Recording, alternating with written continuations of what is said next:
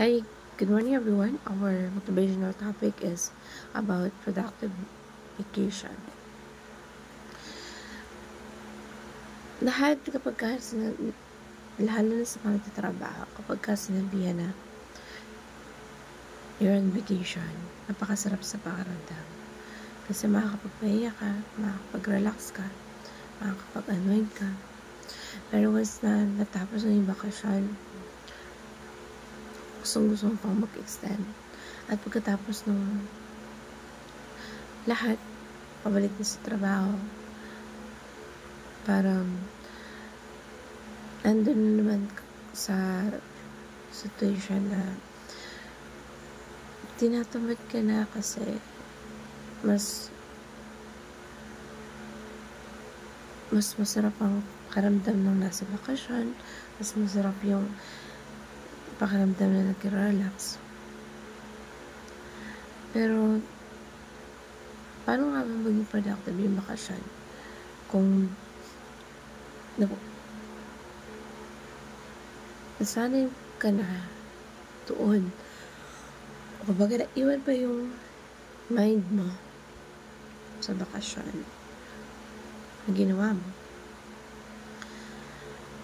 Karamihan sa mga successful na tao ay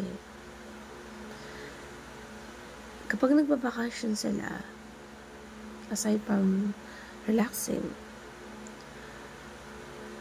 kahit nakabakasyon sila, na produktibo pa rin sila. Sa paraan na ginagamit nila yung mga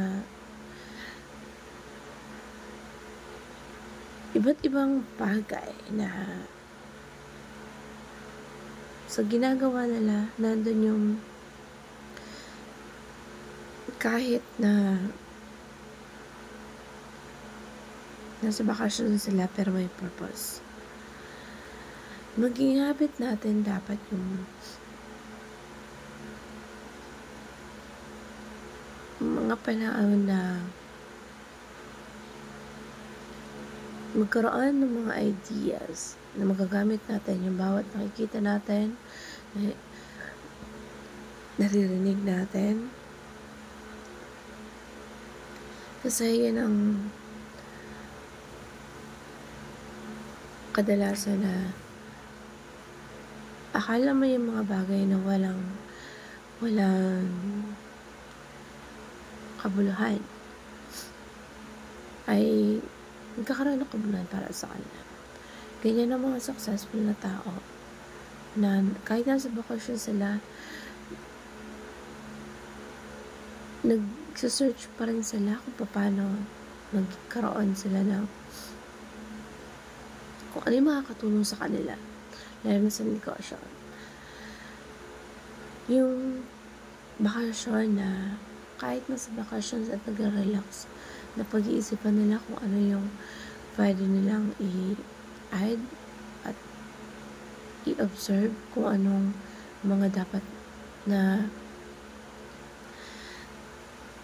maging maganda, kung saan pwede silang makakuha ng idea na pwede nilang may apply to improve their mindset, their skills, na makakapag-improve sa kanilang negosyo,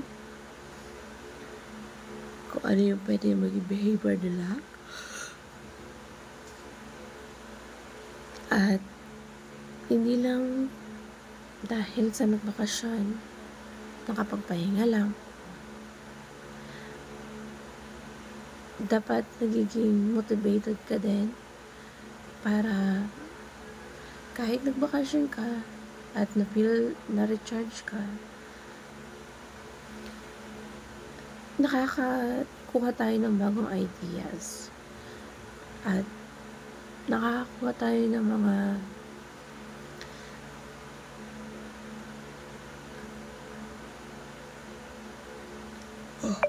review natin yung mga bagay-bagay na pwede makatulong sa atin.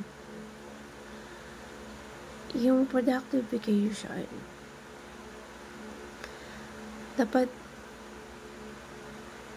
kailangan iniisip mo na makapag-recharge, makapag-relax makakuha ng good vibes sa buhay mo. At hindi lang dahil mawala yung stress or toxic na nararamdaman mo sa araw-araw na ginagawa mo sa trabaho mo. Ang pagbabakasyon, pagkakaroon ng productive vacation, kahit nasa bakasyon ka, nare-relax ka at nare-recharge ka. Huwag mo nating iwanan yung pakiramdam na kahit nasa bakasyon, pwede tayo mag-improve. Pwede tayo makakuha ng mga ideas na pwede makapag-improve sa atin. At iangat natin yung level up ng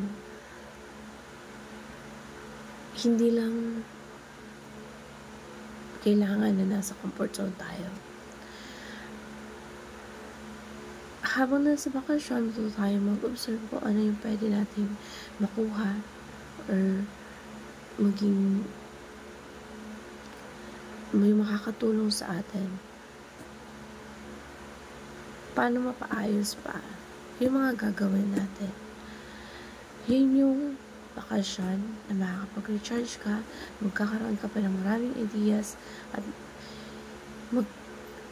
parang na-recharge mo yung sarili mo para lalong maging maayos at lalong maging produktibo ka.